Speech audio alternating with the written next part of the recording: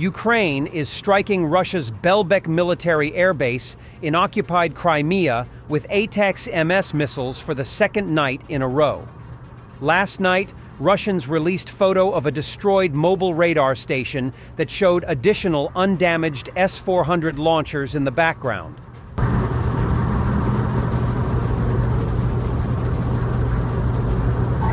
A Ukrainian missile attack on Belbek Airbase and its surroundings during the night of May 14 to 15 resulted in significant damage and casualties, Russian channel Astra found out.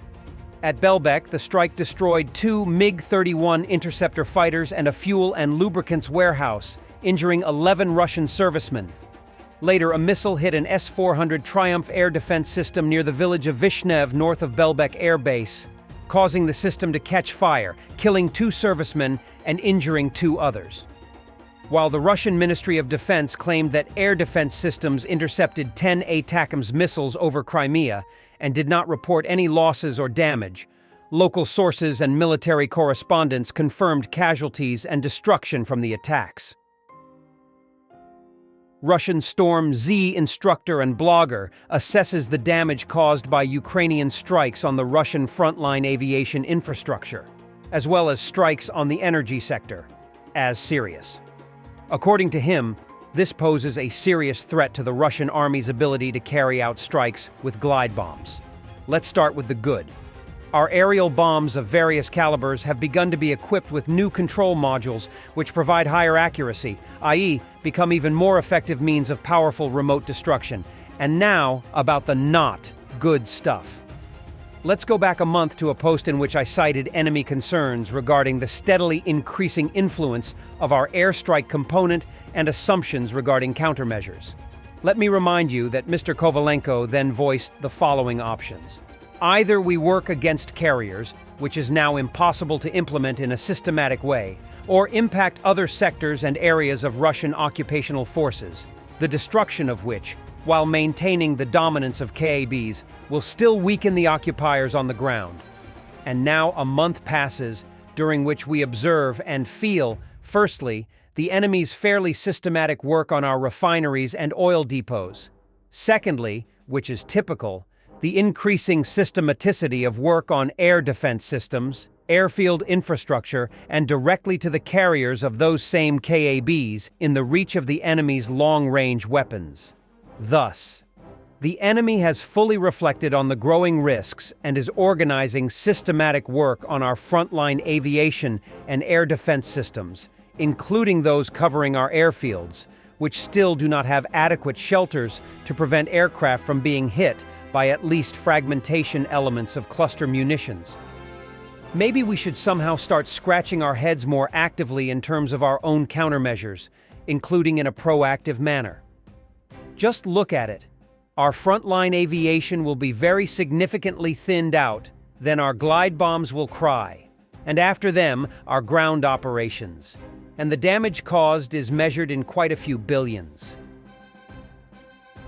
More complaints from Russian military bloggers about successful strikes by Ukrainian defense forces against targets in temporarily occupied Crimea.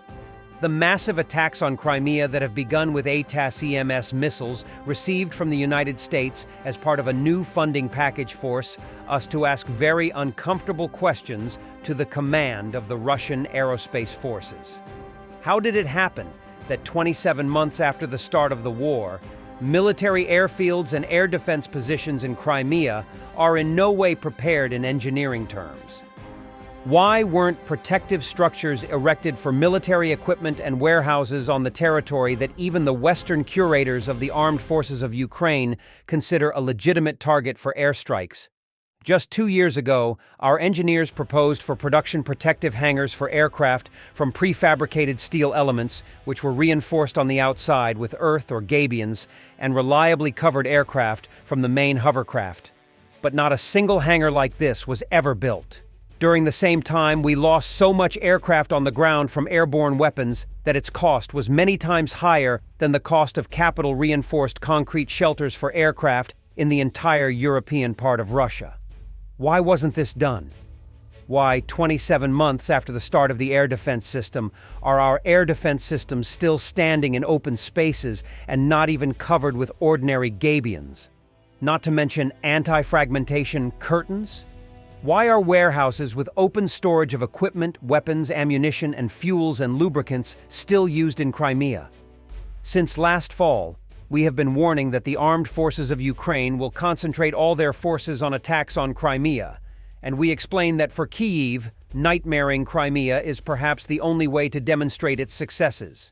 And it's very sad to see that the command of the aerospace forces treated this threat carelessly. What Putin won't tell you, Russia is in much deeper trouble than it seems. Analysis by Yoni Askola. Belousov's appointment, the ongoing purge in the Ministry of Defense, and the multi-directional offensive all indicate that Russia recognizes the urgency of the situation it is facing. The clock is ticking and Putin knows it. Following Shoigu's dismissal and Belousov's appointment, a purge is underway in the Russian Ministry of Defense. This purge began several weeks ago with Ivanov's arrest, and in the last few days, many individuals have been dismissed or even arrested. Belousov's appointment highlights the finite nature of Russia's resources. As an economist and auditor, his objective is to enhance the efficiency of Russia's MOD and defense industries. The necessity for such measures implies that Russia's resources are not abundant. Shoigu, a long-serving minister since 1991 and a close ally of Putin, would not be dismissed without valid cause. In this instance, Russia's recognition of the inefficiency within its ministry serves as the underlying reason for his dismissal. However, appointing Belousov may be a misstep for Russia. Despite being corrupt and disregarding efficiency, was able to make swift and resource-intensive moves that contributed to Russia's few strengths in this conflict. Belousov's appointment could lead to long-term improvements in the ministry efficiency and reduction in corruption. However, this may also result in internal conflicts and necessitate more bureaucracy, slower decision-making, and more careful spending to achieve these goals. Finally, Russia's offensives from multiple directions indicate a sense of urgency, recognizing that time is running out. Ukraine is expected to mobilize and receive substantial aid by year's end, prompting Russia to attempt to secure as much ground as possible before then.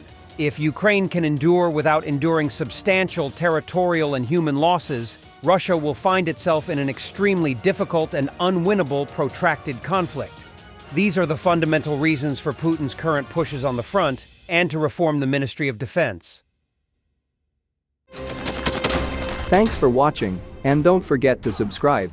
Also, if you want to support Warthog Defense, please become our member and get early access to new videos, exclusive members-only videos, and become administrator in comment section. The membership link is in the description. Rescues every day. We had a guy last week, it's 6 rescues in 6 days. You know, he's doing the job every day.